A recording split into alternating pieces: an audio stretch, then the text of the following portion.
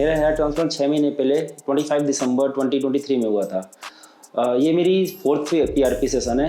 So I think मेरा जो hair transplant का डिसीजन था काफ़ी ज़्यादा सही था। काफ़ी सालों से सोच रहे थे, पिछले 2-3 सालों से, कि हेयर ट्रांसप्लांट करा लिया जाए, बट एक मन में रहता है कि एक बहुत बड़ी सर्जरी है। ऐसा कोई पेन नहीं हुआ जितना हम लोग सोचते हैं कि बहुत ज़्यादा पेन होगा या बाद में बहुत ज़्यादा स्वेलिंग आएगी। So overall as per my experience I will say कि this is the best clinic जहाँ से आप सर्जरी करा सकते हैं।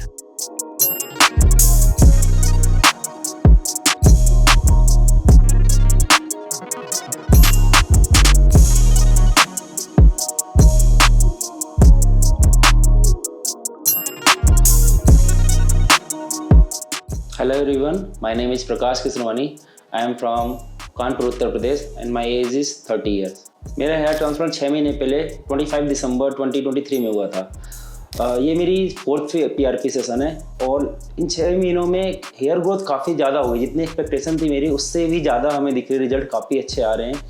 और बात करें अगर मेरे कॉन्फिडेंस की, जो पहले कॉन्फिडेंस था और अब है उसमें काफ़ी ज़्यादा इंप्रूवमेंट हुए हैं और लुक में भी काफ़ी इम्प्रूवमेंट आया है। इससे पब्लिक स्पीकिंग करते हैं, मेरा प्रोफेशन भी थोड़ा टीचिंग का है तो उसमें थोड़ा इम्पैक्ट आता है काफ़ी।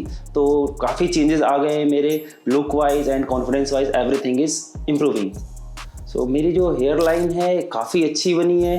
जब हम देखते हैं, मतलब इसको हम चाहे तो इस साइड से झाड़ते हैं, लेफ्ट साइड से या राइट साइड, दोनों तरफ से हम झाड़ सकते हैं इसको। हेयर लाइन काफ़ी क्लियर है मेरी। और अगर दूसरों की बात किया, जो मेरे पहचान, जो हमको जानते हैं लिटरली, जिन्होंने कि हमने हेयर ट्रांसप्लांट कराया हुआ है, तो वो कहते हैं कि बेस्ट हेयर ट्रांसप्लांट जिन्होंने अभी तक देखा है। कई सारे दोस्त हैं, सबका देखा हमने और लोगों ने भी देखा। तो ये बेस्ट हेयर ट्रांसप्लांट था जो इसमें जो मेरी ग्रोथ है। और जो लोग नहीं जानते कि मेरा हेयर ट्रांसप्लांट हुआ है तो उनको पता ही नहीं चलता है कि हमने हेयर ट्रांसप्लांट कराया है या मेरे पहले से ही बाल थे। सो आई थिंक मेरा जो हेयर ट्रांसप्लांट का डिसीजन था काफ़ी ज़्यादा सही था। काफ़ी सालों से सोच रहे थे, पिछले 2-3 सालों से, कि हेयर ट्रांसप्लांट करा लिया जाए, बट एक मन में रहता है कि एक बहुत बड़ी सर्जरी है। लेकिन ऐसा कराने के बाद लगा नहीं कि ये बहुत ज़्यादा बड़ी सर्जरी है। आई थिंक अगर आपको कराना है तो इंस्टेंट डिसीजन ले लीजिए। Hair transplant is not a big deal. आप थोड़ा सा प्रोसेस होता है, 10 से 15 दिन थोड़ा केयर करनी होती है, उसके बाद थोड़ा नॉर्मल हो जाता है, everything is back to the normal हो जाता है। सो प्रॉब्लम नहीं होती। हेयर रिसीडिंग मेरी स्टार्ट हो गई थी आज से लगभग बात करें 10 साल पहले, जब हमने बीटेक स्टार्ट किया था। तभी से मेरा हेयर फॉल स्टार्ट हो गया था। जब लखनऊ में गए थे, लगा था पानी चेंज हुआ, फिर हवा पानी यही सब होता है कि काफ़ी कुछ चेंज किया। फिर हमने काफ़ी ज़्यादा मेडिसिन यूज़ की, होम्योपैथी भी यूज़ की है, एलोपैथी भी यूज़ की है। थोड़ा इंप्रूवमेंट आता था, रुक जाते थे, बट ऐसा नहीं हुआ कि नए हेयर आ गए। तो काफ़ी ज़्यादा हमने यूज किया, काफ़ी ज़्यादा ऑयल्स भी यूज कर डाले, सारे ऑयल्स, एलोपैथी, मतलब हेयर सर्जरी ना करानी पड़े ये छोड़कर हमने सारे यूज़ कर लिए। स्टेबिलिटी मिल जाती थी, बट ऐसा कुछ नहीं था कि ग्रोथ हो रही थी। तो तभी मेरा ये था कि एट लास्ट हमको हेयर ट्रांसप्लांट कराना ही है। तो फिर हमने ये QST पर आए और ट्रांसप्लांट कराया। इसके पहले क्लिनिक विजिट की बात की जाए तो क्लिनिक विजिट हमने किए नहीं। लिटरली मेरा एक फ्रेंड है, उन्होंने यहाँ से हेयर ट्रांसप्लांट कराया, तो उनसे हमने बात की थी कि हेयर ट्रांसप्लांट कहाँ से कराया जाए। तो उनका ये रिसर्च था, उन्होंने बहुत ज़्यादा रिसर्च की हुई थी और उन्होंने बोला दिस इज़ द बेस्ट। तो हम सीधा यहाँ पर आ गए। मेरी पर्सनल कोई भी विजिटिंग नहीं थी कहीं पर, और this is the best. I think मेरा तो सीधा आया, मेरा पहला यहाँ का एक्सपीरियंस था और बेस्ट एक्सपीरियंस है। रिजल्ट बहुत ज़्यादा अच्छे आ रहे हैं। बीच के जो सारे प्रोसेस थे बहुत ही स्मूथली हुए। मेडिसिन हमारी कुरियर हो जाती हैं, कभी हम यहाँ पर जब आते हैं PRP कराने तब भी ले लेते हैं। तो everything is going very smoothly and results are looking very good. फिर जब यहाँ पर QST पर आए तो यहाँ का जो माहौल देखा, जैसा सुना था कि अपने फ्रेंड से, कि यहाँ पर जो क्लीनिनेस है बहुत ज़्यादा है। हेल्थ एंड हाइजीन पर काफ़ी ज़्यादा ध्यान दिया था। हाइजीन तो इतना ज़्यादा मेंटेन था कि देखकर लगता है कि नहीं, ये एक बहुत ही अच्छी क्लास का A स्टैंडर्ड का क्लिनिक है। और सभी जो डॉक्टर्स हैं या स्टाफ है, सपोर्टिंग स्टाफ है, सब लोग बहुत अच्छे से हेल्प करते हैं, सपोर्ट करते हैं। Everything is good. Then surgery की बात की जाए तो सर्जरी के पहले तो लिटिल बिट नर्वस तो सबको ही होते हैं, मतलब एक हल्का नर्वसनेस रहता है। बट मेरे साथ क्या था, नर्वसनेस प्लस एक्साइटमेंट दोनों थी कि कुछ करने जा रहे हैं, कुछ नया एक्सपेरिमेंट करने जा रहे हैं अपने साथ ही। तो सर्जरी की बात की जाए, सर्जरी बहुत ही स्मूथली हुई। 2 दिन चला मेरा प्रोसेस, 2 दिन का हुआ। 3300 ग्राफ्ट्स लगे थे। आधा स्टेप पहले दिन हुआ, देन नेक्स्ट डे 7 मॉर्निंग से नाइट 7 PM तक पूरा 12 आवर्स का पूरा एक सेशन था। तो पूरे एक दिन में मेरे 3300 ग्राफ्ट्स लग गए थे। और सर्जरी के ड्यूरिंग जो पेन की बात की जाए तो आपको एनेस्थीसिया दे दिया जाता। पेन ऐसा कुछ खास फील हुआ नहीं। डॉक्टर्स बीच बीच में पूछते रहते हैं कहाँ पर आपको दर्द हो तो नहीं रहा है, तो लोकल एनेस्थीसिया दे देते हैं। तो ऐसा कोई ऐसा कोई पेन नहीं हुआ जितना हम लोग सोचते हैं कि बहुत ज़्यादा पेन होगा या बाद में बहुत ज़्यादा स्वेलिंग आएगी। तो स्वेलिंग भी उतनी ज़्यादा नहीं आई, पेन बहुत ही नॉमिनल था, जितना मतलब कि आप इतनी बड़ी सर्जरी कर रहे हैं, बहुत ही नॉमिनल पेन था। एक अगर इंजेक्शन लगता है तो फिर दर्द तो होता है थोड़ा बहुत ही नॉमिनल सा दर्द था।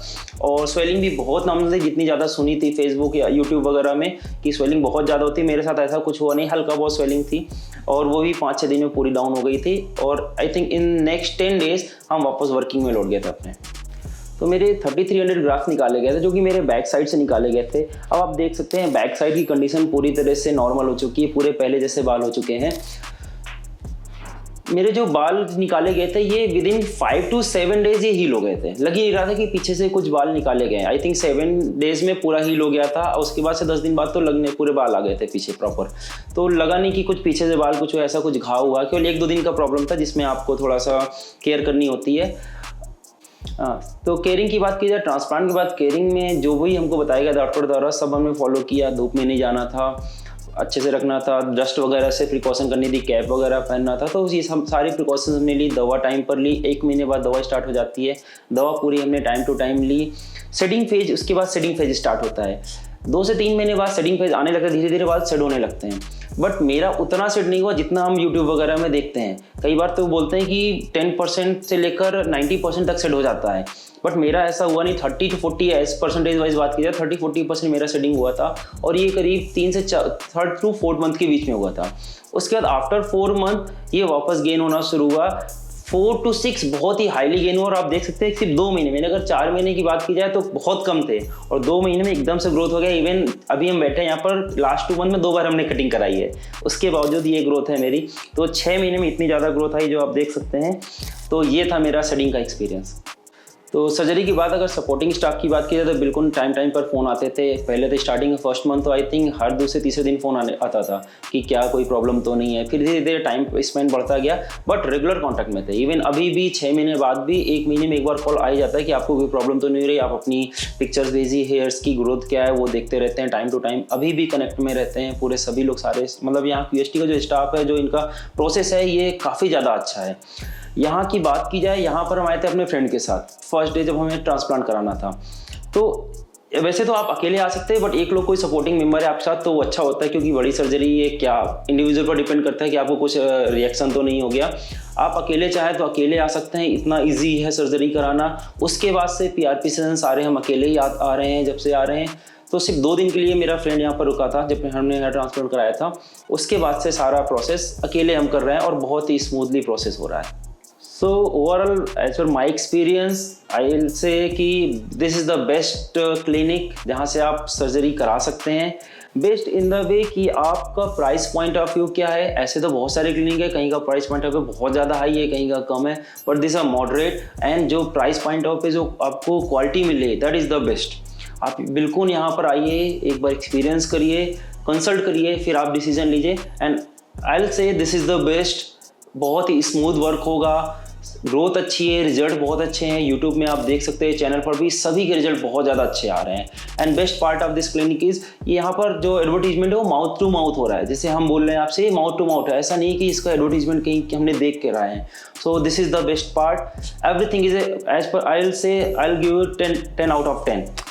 सो अभी आप देख सकते हैं, मेरा कंपैरिजन कर सकते हैं कि हेयर ट्रांसप्लांट के पहले मेरा क्या था और उसके ड्यूरिंग द मेरे कुछ वीडियोस भी पड़े हुए हैं QST यूट्यूब चैनल पर कि कैसे कैसे ग्रोथ हुई। और आज आप देख सकते हैं मेरे 6 मंथ की ग्रोथ कितनी है। और फिर मिलते हैं फिर अब नेक्स्ट PRP सेशन पे। Thank you QST for this amazing experience.